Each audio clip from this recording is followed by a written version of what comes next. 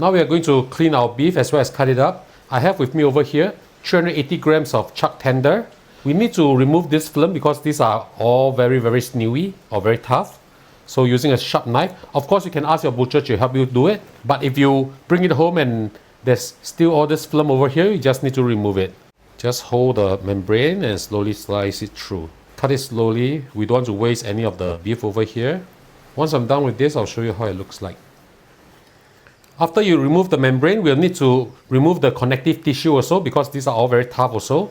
Some of them are additional fats. We just need to slice them off. Try to slice as close as possible to the connective tissue or tissue so that you don't waste too much of your beef. Let me just remove this and I'll show you how it looks like in a while. So as you can see, there's still this connective tissue over here. So we need to slice this open and clear this part too. So we'll clear this part also. Lay it flat and very carefully slice this out. I'll show you how it looks like in a while. Once you're done cleaning up the beef, we will slice it up. We will need to slice against the grain. As you can see, if I were to just pull this apart a little bit, this is how the grain looks like. So we cut it this way.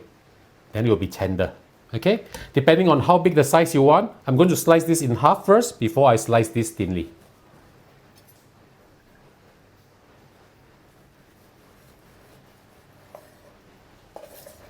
I'm going to slice them thinly like this. I'm just going to show you how thick it is.